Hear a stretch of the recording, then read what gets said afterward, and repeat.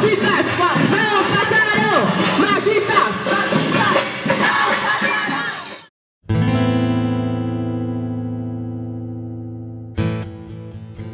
O feminismo é uma luta, né, um campo de ativismo e de lutas, portanto é um movimento social que existe desde a modernidade. Nós vamos começar a partir daí, né, das revoluções burguesas.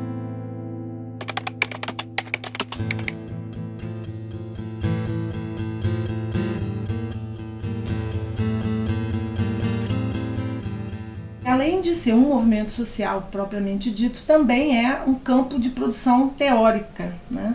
É um campo que reflete e pensa sobre si mesmo, sobre sua prática política. Então você tem aí todo um conjunto de autoras, né, de pessoas que elaboram e fundamentam teoricamente essa praxis de transformação e de emancipação social para as mulheres.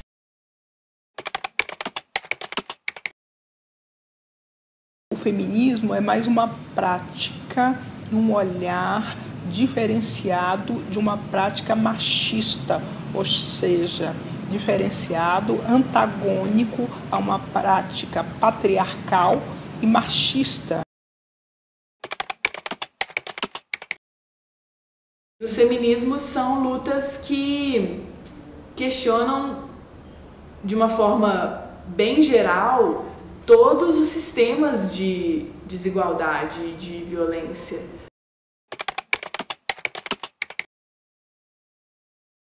Fica estranho a gente falar que seria uma equiparação aos direitos masculinos. Mas o ponto de partida é esse. Porque os homens também, os homens trabalhadores, eles também, por exemplo, você quer um homem trabalhador rural? Menos direito do que um trabalhador rural? Então a gente quer se equiparar a esse trabalhador rural? O primeiro passo é reconhecer isso, que a nossa sociedade brasileira é uma sociedade misógina, é uma sociedade homofóbica, é uma sociedade racista, é uma sociedade baseada em privilégios de classe, né? É uma sociedade que discrimina pessoas regionalmente, né? Que valoriza o Sul Maravilha e fala mal do nordestino, né? Que humilha, estupra, espanca as mulheres cotidianamente, que humilha, estupra, espanca segmentos LGBT, que humilha, discrimina e oprime pessoas negras, pessoas indígenas, né? Então, primeira coisa é a gente ter a certeza, clareza, né? Realizar na cabeça que nós não somos um povo cordial.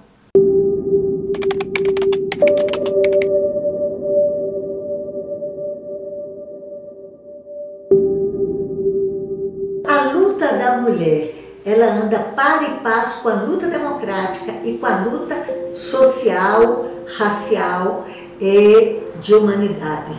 É interessante lembrar que enquanto isso estava acontecendo no norte global, Europa, Estados Unidos, né, esse movimento todo ligado aí à questão da revolução do corpo, a pílula anticoncepcional, a contracultura, o rock, né, e todo o feminismo aí nessa luta pelos direitos civis junto com o movimento negro, né, as mulheres lésbicas. A gente aqui no Brasil, na América Latina, estava vivendo a ditadura militar. Então aqui em específico você teve um outro tipo de articulação muito diferente, ainda que tenhamos recebido essas influências também dos movimentos do norte global. Aqui você estava lutando basicamente pela democracia. A ditadura me impôs um caminho. Se eu voltasse para minha casa, para cuidar da minha mãe, eu seria presa. Minha mãe morreu, ela estava no hospital, nos seus últimos instantes de vida, e neste hospital estava a polícia me aguardando, porque naquele período eles sempre faziam a tal da campana. Se eu fosse visitar minha mãe doente, a perspectiva era eu ser presa. Se eu tivesse voltado, claro que eu seria presa, mas depois iria para o conforto da minha casa. Mas isso era uma escolha individual. Eu escolhi manter insistindo em buscar em melhorar o mundo, mudar o mundo, buscar uma sociedade de mais iguais. A gente discutiu muito em 75 se a gente ia usar a palavra feminista, se a gente ia adotar, nós somos feministas, porque era muito negativo. mulher mal amada, as feministas tinham queimado sutiã não sei aonde, e principalmente essa coisa, é um bando de mulher frustrada, feia, mas a gente adotou como política, não, nós temos que assumir o termo feminista, e eu acho que nós continuamos tendo que assumir, somos feministas.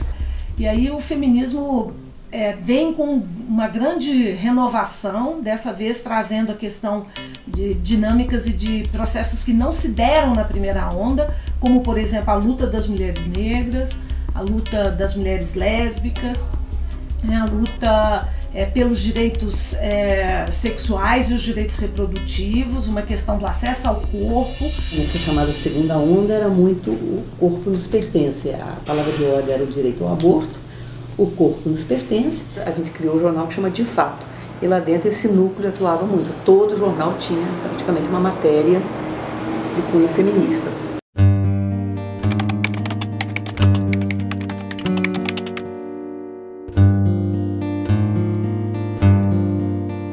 Foi morta uma mulher aqui que chamava Ângela Diniz. Ela era uma socialite, né, que a gente chama. E ela foi morta pelo companheiro com o qual ela vivia, o Doca Street, que era um playboy, né, um bonitão, um playboy lá, etc. tal. Que era uma mulher que tinha esse padrão que lá no Norte Global já estava se transformando num padrão que foi muito ambicionado pelas mulheres feministas desses anos 60, que era liberdade no uso do seu próprio corpo, dona de si própria, da sua autonomia sexual e reprodutiva, e essa mulher é assassinada. Nós fomos um dos poucos jornais que defenderam a Ângela Diniz no sentido de que mulher nenhuma merece uma morte como essa. Então, se você não está gostando da sua parceira, do comportamento dela, você se separe, né? A gente fez a manifestação num horário, se não me engano, lá por 5h30, 6 horas, que era para dar tempo de ser filmado e mandado, na época, por satélite, para o Jornal Nacional. Então, entrou no Jornal Nacional, foi uma grande discussão em todas as emissoras, e a nível internacional até a repercussão do movimento. E criou-se a frase, né? Quem ama não mata. E ela luta pelo enfrentamento à questão da violência, né, pelo acesso aos direitos sexuais também, acesso à saúde pública. Você vai ter a criação do Programa Nacional de Atenção à Saúde Integral das Mulheres, você vai ter uma luta pela criação das delegacias especializadas de direitos das mulheres, você vai ter aí um conjunto de elementos que vão trazendo para o Brasil toda essa movimentação. Foi tudo preparado para isso. Como eu falei, eram jornalistas, a gente sabia com o que estava lidando. Então, esse manifesto, ele criticava os homens mineiros, embora a gente soubesse que o problema era nacional. A gente não tinha essa ingenuidade de achar que era só mineiro que matava. A gente não tinha ingenuidade de achar que era só mulheres de classe alta que sofriam isso, como a gente foi criticada. Ah, mas isso na favela acontece todos os dias. Sim, mas para dar notícia, sinto muito. É assim que as coisas acontecem. Grandes manifestações em torno da punição para assassinos de mulheres, para agressores de mulheres. Luta esta da década de 80, que chega a ter uma conquista real em 2006, no governo do presidente Lula, com a Lei Maria da Penha. Vejam vocês que é quase 26 anos depois das primeiras grandes mobilizações que a gente conseguiu na esfera da política, na conquista legal, a aprovação da Lei Maria da Penha. A figura que se usava, eu digo figura jurídica, era a legítima defesa da honra. Quer dizer, aí a gente questionava, mas a honra do homem está onde? No sexo da mulher? Durante muito tempo essa figura jurídica, porque não é lei, é uma figura jurídica que se usava em determinadas situações, quando o homem matava as mulheres, então vinha o advogado de defesa dele e falava, ele estava defendendo a honra dele. E muitas vezes isso funcionava. Quando você nomeia violência, o ato, né, violento, a violência, ela é em si a destituição de protagonismo e de subjetividade dessas mulheres. Quando um homem é violento com uma mulher, né, ele não só está sendo violento e agindo com violência, mas ele está destituindo essa mulher de subjetividade, ele está dessubjetivando essa mulher.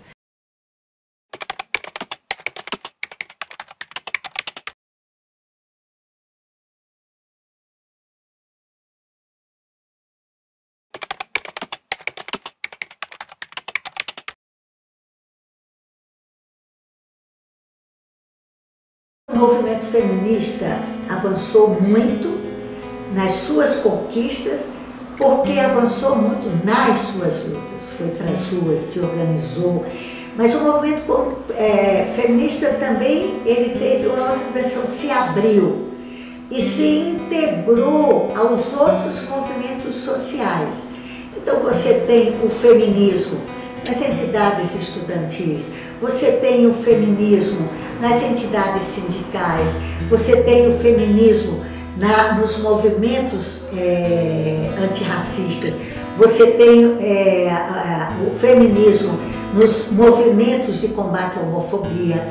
Esse é o primeiro movimento que nos deu força. É bom lembrar que nada disso caiu do céu, né? Todas as conquistas das mulheres brasileiras são frutos da luta organizada e mobilizada das próprias mulheres para enfrentar uma sociedade ainda profundamente, arraigadamente patriarcal, sexista e racista com as próprias mulheres. Há muito tempo, logo depois da ditadura militar, o movimento feminista começou a ter uma ação muito grande, desde grupos de discussão, grupos de reflexão, até os movimentos de rua. A partir dos anos 2000, e aí eu tenho tentado teorizar sobre isso, depois de realizar pesquisas na América Latina em 18 países, eu tenho chamado a atenção para a existência de uma quarta onda, né, feminista. Com a entrada, finalmente, do governos de esquerda, centro-esquerda no poder, com a eleição de Lula em 2003, e com eleições de vários presidentes latino-americanos na Venezuela, na Colômbia, no Equador, né, na Argentina, no Chile, você vai ter o que a literatura tem chamado de onda rosa latino-americana.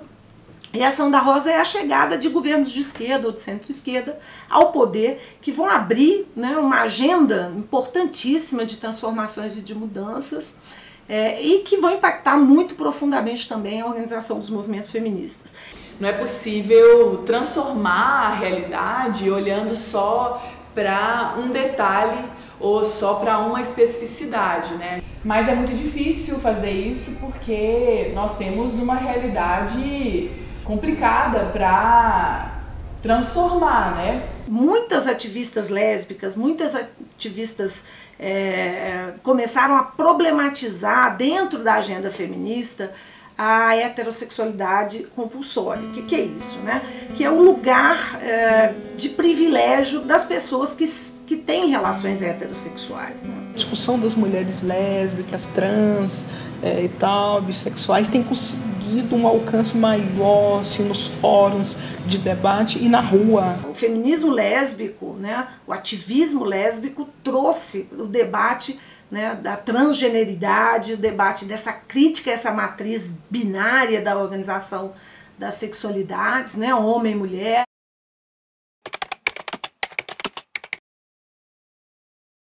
A luta é uma só, né? Porque no Brasil tanto se matam travestis transexuais como se matam mulheres, né?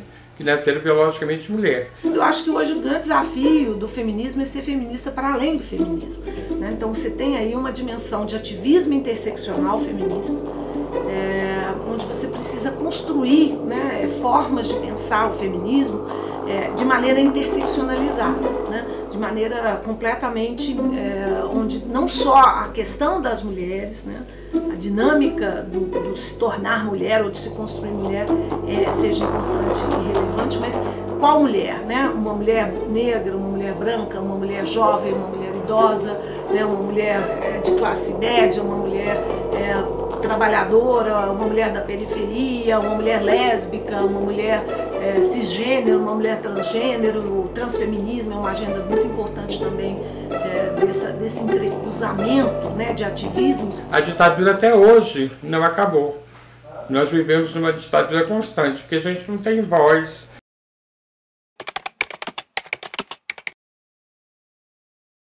Eu acho preocupante quando o feminismo não se torna amplo.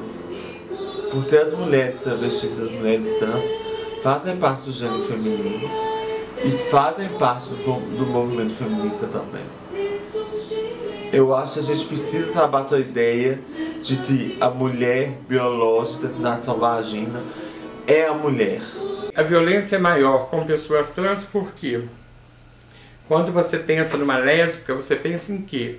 Numa mulher que gosta de outra mulher. Quando você pensa num gay, você pensa num homem que gosta de outro homem. E quando você pensa em pessoas trans e travestis, essas pessoas não se encaixam em lugar nenhum. Não que eu queira me encaixar em uma caixinha, entendeu? Eu só quero que as pessoas olhem para mim e me vejam como ser humano como outro qualquer.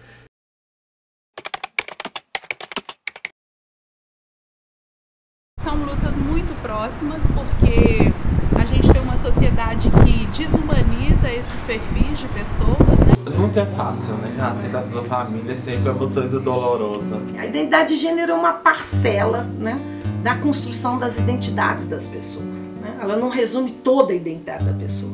Além da identidade de gênero, a gente tem múltiplas outras dimensões dessa fronteira das nossas identidades. Eu não tive medo de mostrar minha cara, eu não sou uma pessoa que eu sigo regras, né? Porque se eu seguisse regras, hoje eu diria que eu sou uma transexual, uma mulher transexual, né? Se eu fosse seguir uma regra que a sociedade impõe, né? E eu vou sempre dizer que sou uma travesti, porque eu tenho 62 anos, na minha época não existia. Ninguém falava em mulher transexual. Então eu não vou mudar como se estivesse mudando de roupa. Travesti para mim é um símbolo de luta e de resistência. Eu ando tomando água pontada por minha cabeça 24 horas.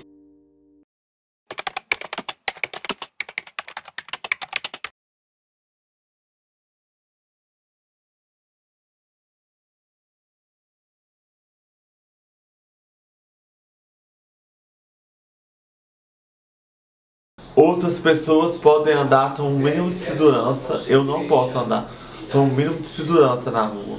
Porque eu posso notar um louco transfóbico na esquina e me matar. Eu não me sinto representada nas pessoas todas me respeitarem, o comandante chegar para mim, beijar meu rosto, o major, o médico, isso e aquilo. Eu vou conseguir me sentir representada quando toda a minha população tiver esse mesmo tratamento. Porque eu não sou diferente de nenhuma menina que está na esquina se prostituindo. Para a sociedade, eu continuo sendo a mesma prostituta. Eu percebo muito no olhar, sabe? Eu percebo muito quando eu vou ao supermercado, fazer compra, quando eu vou na padaria, quando eu estou transitando no meu bairro 1h da tarde. Que as pessoas estão incomodadas com a minha presença ali. Porque é o lugar da travesti, da transexual, principalmente da mulher, travesti, mulher transexual, só é à noite, né, nas esquinas. E eu temo esse paradigma quando 1h da tarde eu vou no supermercado fazer compra. É um tema até social, porque a travesti que não é operada, ela está na esquina se prostituindo. A mulher trans não está. Ou seja, a mulher trans que é operada tem mais passibilidade do que a travesti que está na esquina. Todo ser humano tem preconceito. Eu tenho, você tem, todo mundo tem. Agora, o preconceito, ele tem que ser uma coisa nossa. Não você passar para outra pessoa. Não você chegar ao extremo da violência com as pessoas. Entendeu? Se eu não aceito alguma coisa, eu tenho que guardar para mim. Pra quem insiste nisso, preconceito não leva a nada. Zé Povinho vem me vaiar e eu continuo minha levada. Eu sei que rola muita treta, que esse lance é embaçado, mas de qualquer forma eu já falei. E esse foi o rap de um viado.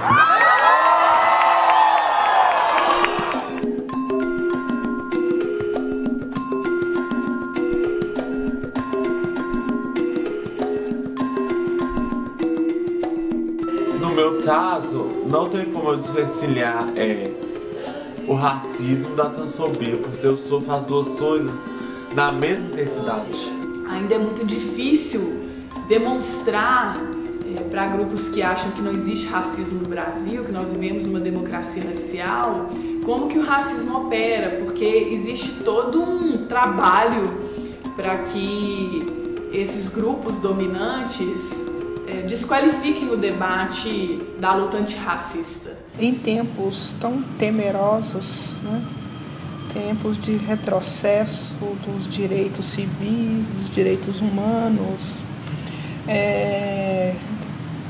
Seria contraditório se eu identificasse algum progresso. Eu não consigo ver progresso, eu consigo ver uma resistência de nós mulheres, negras e outros grupos que estão em busca da sua valorização, dos seus direitos. Uma das coisas muito importantes que foi sendo tragas para a reflexão é a importância da interseccionalidade, né? Desses atravessamentos e dessas conexões que a gente precisa fazer. O machismo e o racismo seguramente andam muito próximos.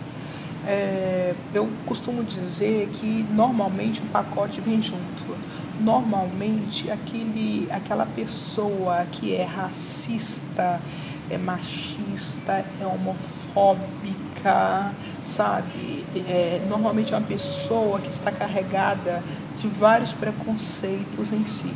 As mulheres negras ainda são extremamente maltratadas nos serviços de saúde. A gente tem pesquisas que mostram, por exemplo, que as mulheres negras recebem 5 vezes menos anestesia, por exemplo, porque a gente ainda tem estigmas que as mulheres negras carregam, que outros tipos de mulheres na sociedade não carregam.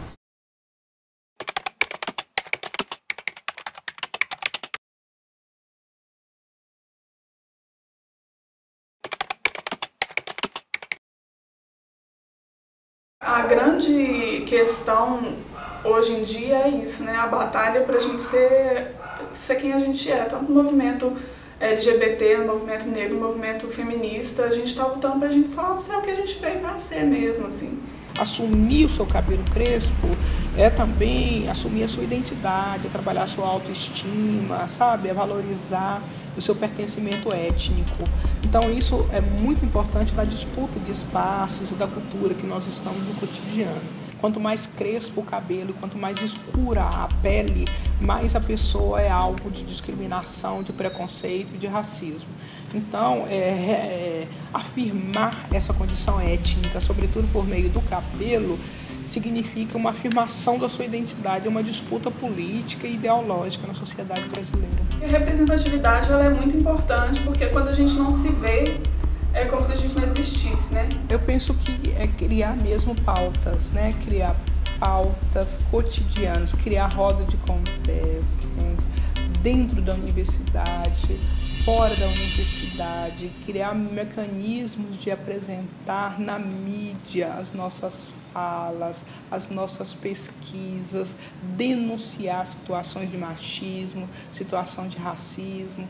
As mulheres que sofrem, desde meninas, muito mais exploração sexual, são as meninas negras, por causa da sua condição vulnerável socialmente, pelo fato da população negra ainda ser a população mais pobre na sociedade. Nós, negros, estamos em embate constante para que essa visibilidade amplie, né?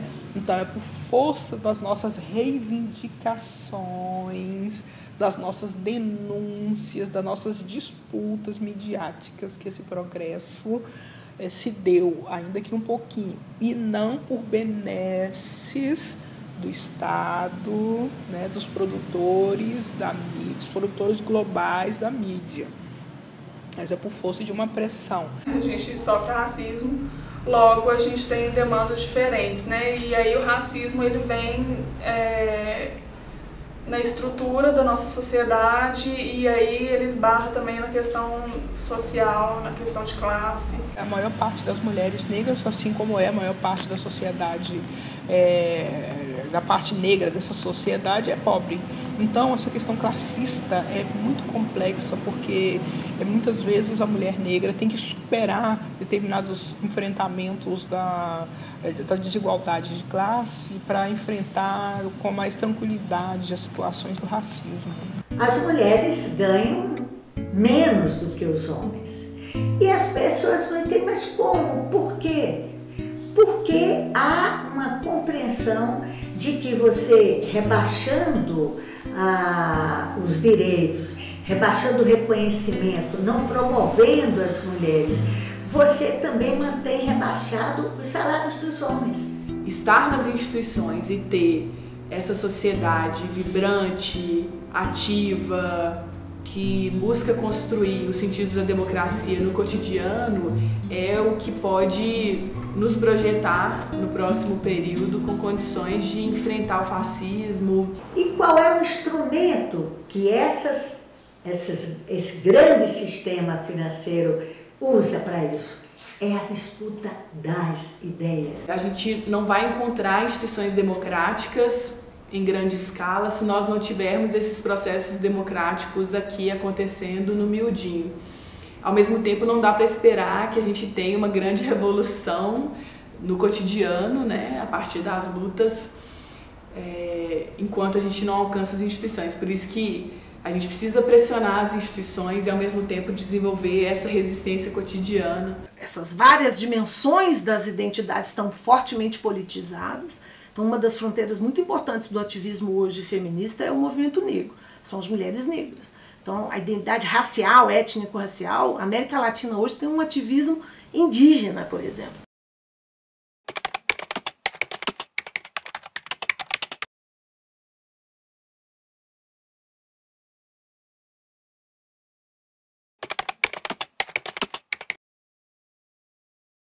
Eu tô aqui, eu sou uma mulher indígena, eu sou uma mulher que existo.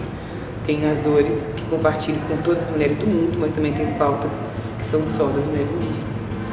A questão, por exemplo, do direito ao corpo, o direito ao aborto e direito a várias questões, a Lei Maria da Penha, são direitos que a gente compartilha com o movimento feminista. Mas outras questões o movimento feminista não compartilha conosco e sequer quer ouvir.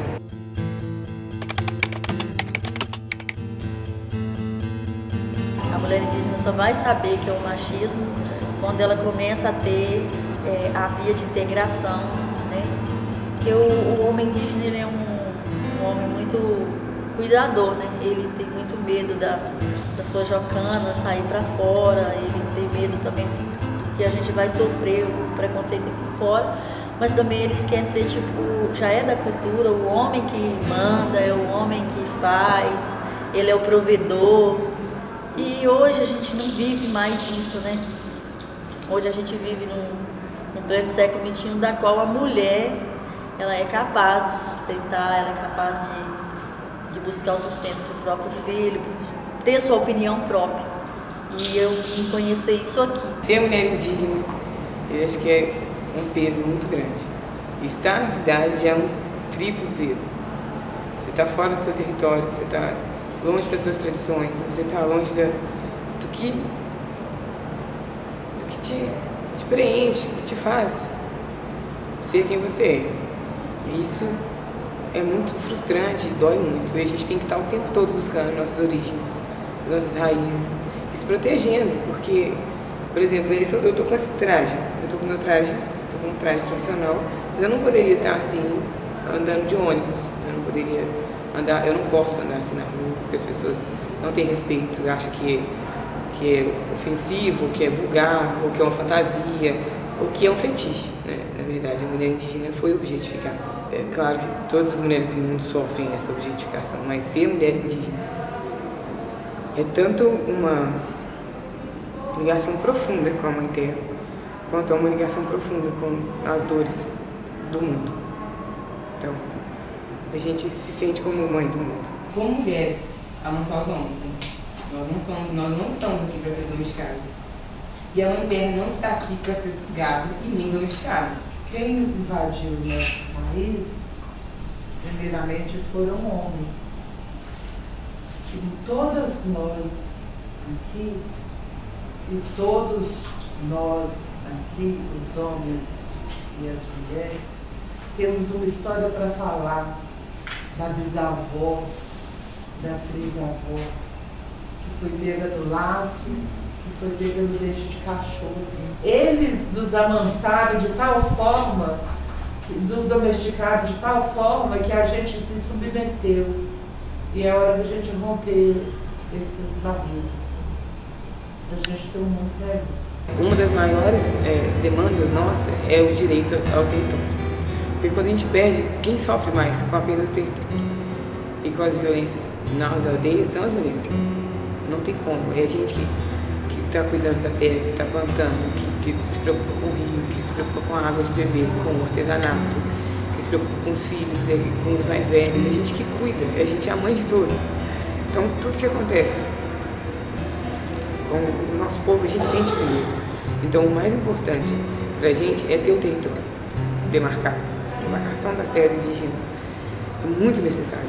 E dentro das aldeias, políticas públicas, sim. Ter direito a acessar uma delegacia em caso de violência doméstica, Lei Maria da Penha.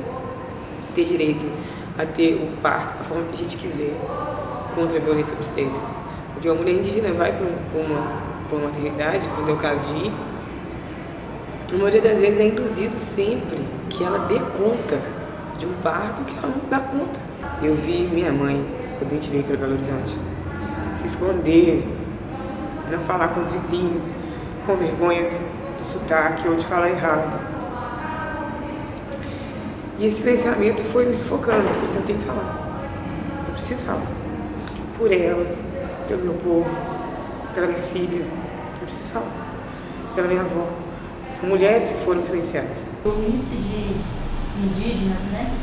Meninas, as jocanas, né? Vão para a praia trabalhar, o índice de violência, o índice de gravidez indesejada, igual a parente falou aí, né? Que a mãe, ela é mãe em todas as circunstâncias, ela nunca vai deixar seu filho, e ali nasce aquelas crianças mestiças, que é o meu caso, e você vai enfrentar esse preconceito aqui fora. Se você não achar mulheres guerreiras, jocanas guerreiras, que já estão em esse envio de integração urbana aqui, para segurar na sua mão e te ensinar a levar essa cultura para dentro das aldeias, para você vencer esse preconceito lá, você vai continuar sendo escravizada. Eu acho que, por exemplo, quando uma jovem ela está passando pela violência doméstica, né, que é dentro do seu habitat, eu acho que ela não tem que ter medo de gritar e pedir ajuda. Porque se ela se cala, ela vai continuar ali apoiando a violência. Que mais meninas, que mais mulheres continuam sofrendo essa violência. Então ela tem que buscar a ajuda das pessoas que estão aí para apoiar, procurar uns órgãos competentes e gritar, não abaixar a cabeça para isso não.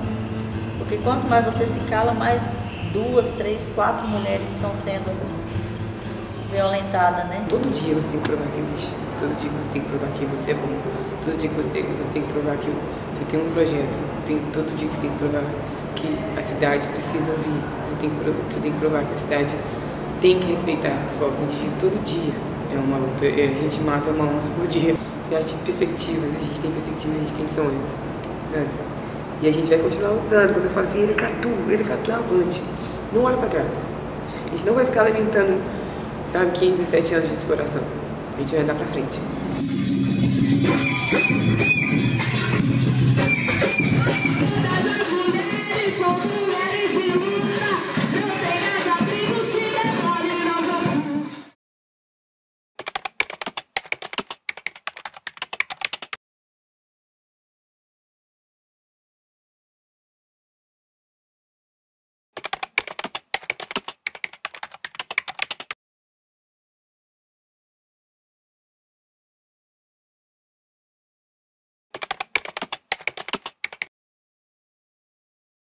A gente tem aqui a questão da abertura para a saúde integral da mulher, que lutamos.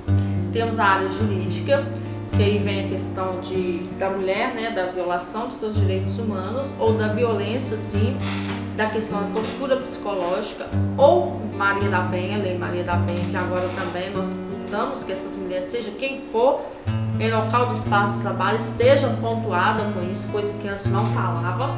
Então a gente abre um discurso para todas as políticas públicas que a gente está. Eu vivi na prostituição até os 50 anos e consegui sobreviver. Porque a prostituição é uma faca de 2 gumes. Ou você tem uma reta, né, e pensa no futuro e consegue se diferenciar das armadilhas que existem na rua, né, porque as pessoas que estão na rua se prostituindo, elas tinham que ser muito mais amparadas pela polícia, sabe? Por tudo. Elas tinham que ser amparadas, elas não tinham que ser jogadas ali como se fossem nem bicho, porque eu jamais jogaria um bicho na rua. Existe um movimento feminista oposicionista que eles não aceitam realmente esse empoderamento maior da mulher, que coloca o homem como submisso, né, por essa profissão, enquanto tem mulheres que ficam em casa que é submissa a esses homens. E o machismo total. Então o que eu quero dizer com isso? Que nós prostitutas colocamos os homens mais como submissos do que as próprias mulheres. E hoje a igreja também, ela influencia muito nisso, a questão do pecado. Mas a pessoa tem que entender o seguinte: trabalho é trabalho, religião é religião, direito é direito. Eu acho que como outra ocupação ou trabalho, as pessoas deveriam ter o direito ao trabalho garantidos, né? Ter direitos trabalhistas, né? E por outro lado, eu acho também que numa sociedade capitalista como essa que nós vivemos, né, o sexo como uma mercadoria, a sexualidade como uma mercadoria, colocam as mulheres numa posição de absoluta inferioridade, né?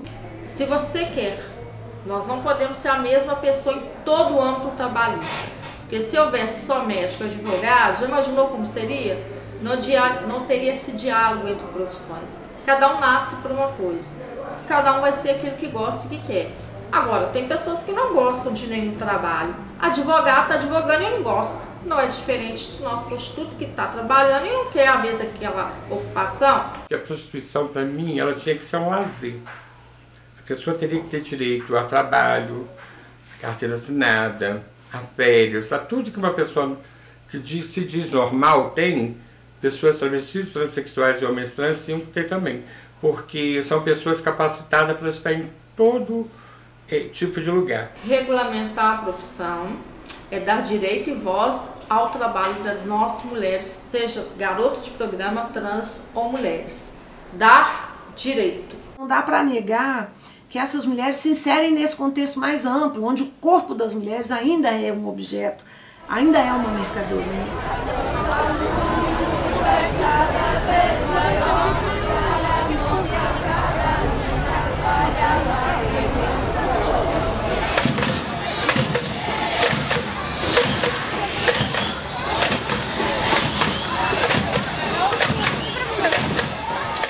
Mais simbólico direito que a mulher teve, perdeu nesse período, foi no debate sobre o Plano Nacional de Educação a exigência da maioria dos deputados de retirar a palavra gênero do Plano Nacional de Educação, do Plano Estadual de Educação e do conjunto dos planos municipais de educação.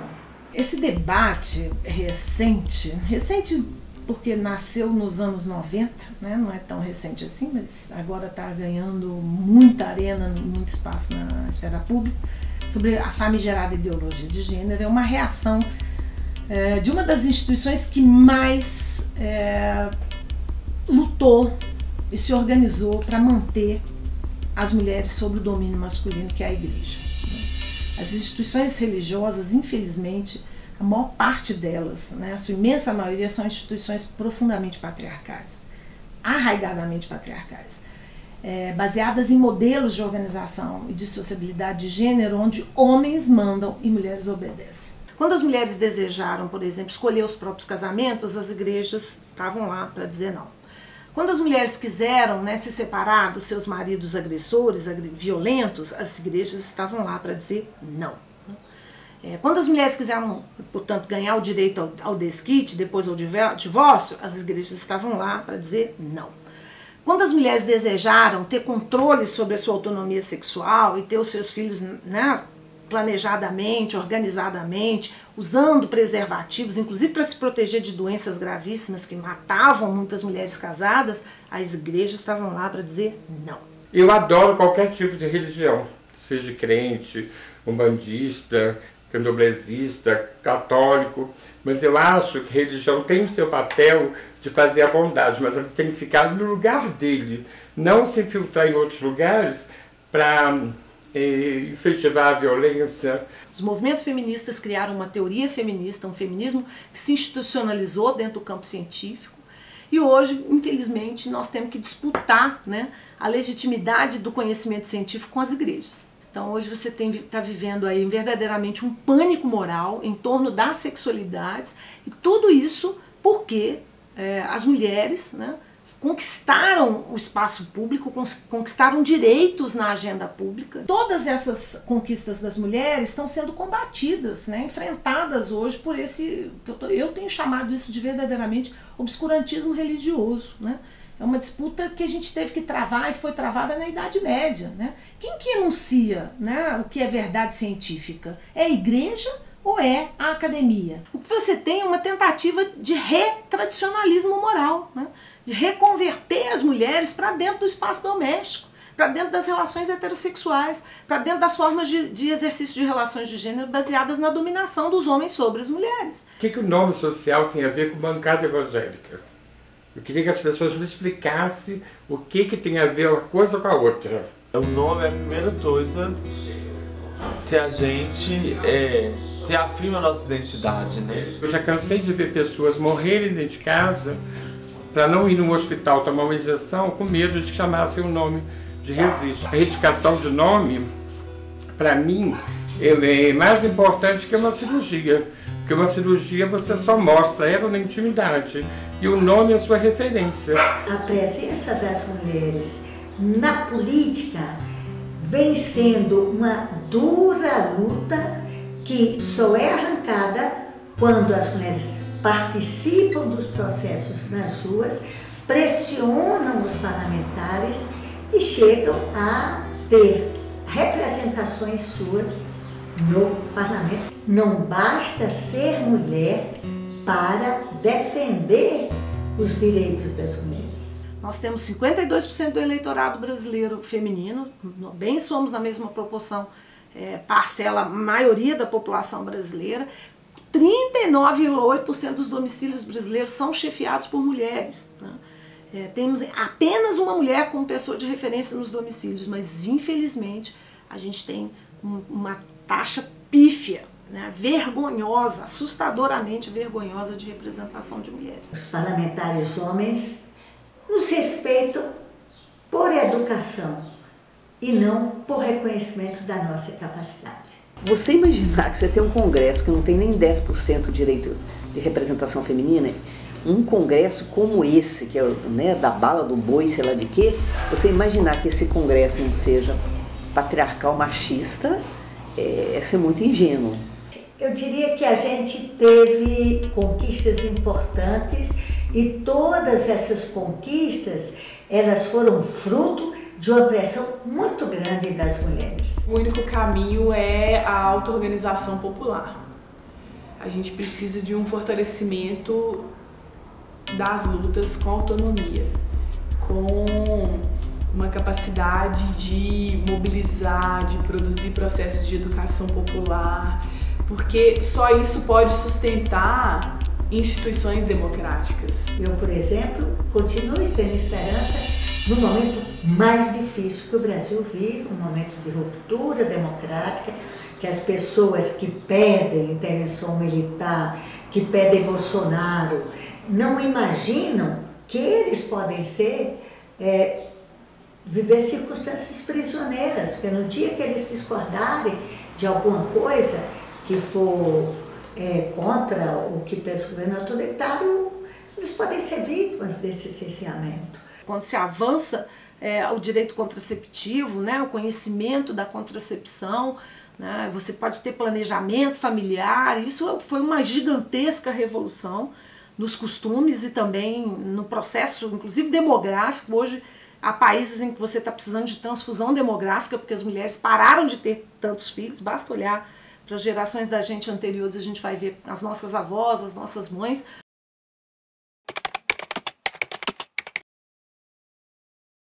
Geralmente, quando a gente chega no ginecologista, a primeira e única opção que ele nos dá são métodos contraceptivos hormonais. O aborto ele existe e ele é praticado independente de ser legalizado ou não. Para a mulher negra, ele é mais complicado ainda, porque as mulheres brancas elas podem ir numa clínica e pagar por um aborto um pouco mais seguro. Em nenhum lugar do mundo onde a descriminalização acontece, os casos aumentam avassaladoramente. O que aumenta é a segurança das mulheres para que elas possam fazer esse procedimento sem ter risco contra a própria vida e sem ter sequelas graves. Um outro discurso muito cínico em torno do aborto é a desresponsabilização dos homens, né? A gente fala muito que as mulheres têm que ser criminalizadas, as mulheres têm que ser punidas, mas ninguém pergunta, né, cadê o pai dessa criança, né? Aonde está esse homem que fez esse filho também? Como é que ele vai ser responsabilizado? Por que não, né? Se há a criminalização das mulheres, por que não criminalizar os homens que fazem os filhos também junto com as mulheres? Então a saída, obviamente, não é criminalizar nenhum nem outro, mas obviamente trazer um debate amplo, né, um debate aberto, um debate plural sobre, né, o corpo, né, e o uso do corpo que as mulheres têm, né, como uma propriedade, a liberdade de decidir sobre si mesmas, sobre a sua própria esfera desejante, sobre o seu caminho reprodutivo.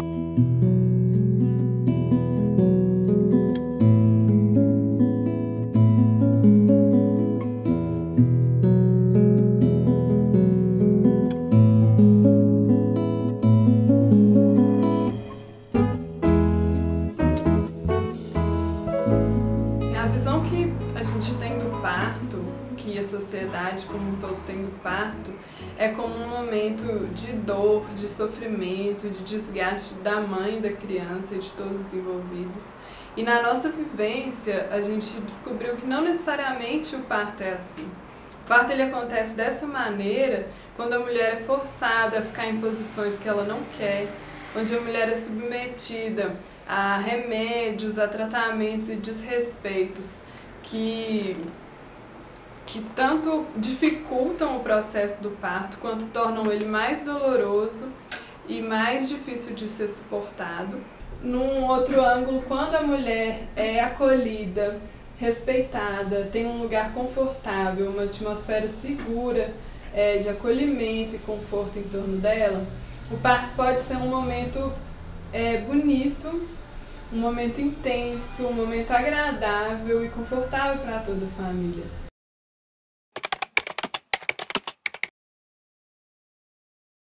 A gente trouxe o projeto com essa intenção, né, de resgatar a história de mulheres do passado.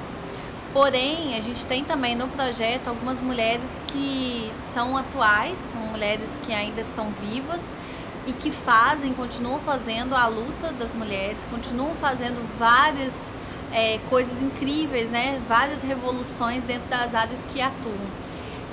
Isso não mudou, infelizmente, a gente ainda tem uma parcela muito grande, né, de mulheres que ainda não sabem do poder, não sabem da capacidade que tem de fazerem coisas incríveis na sociedade.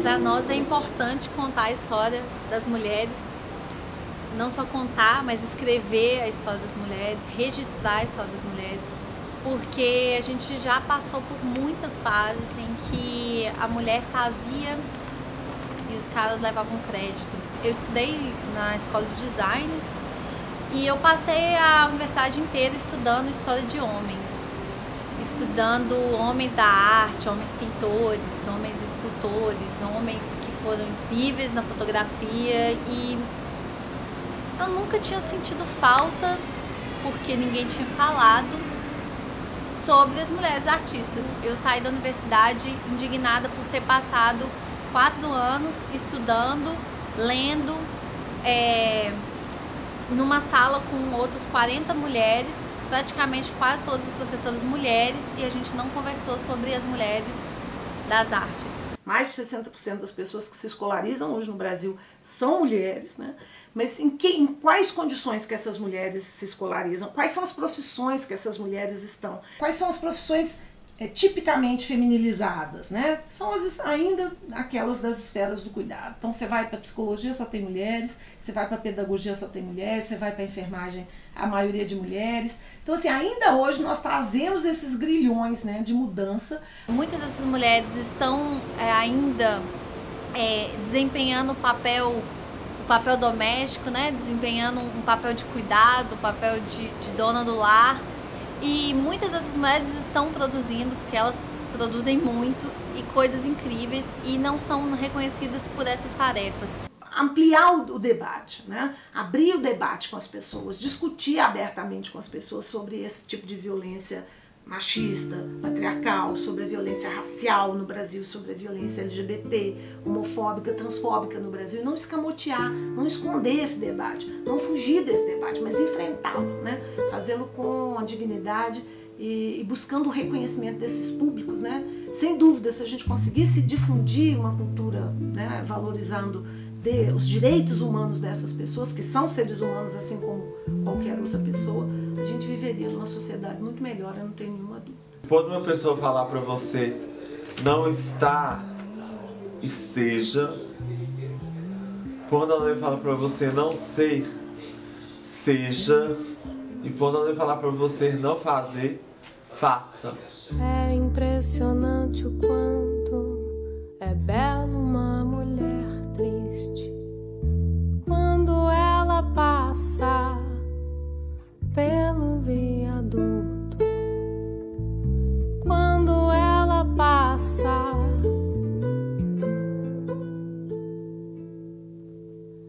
cabeça erguida, peito aberto, sentido contrário ao dos carros.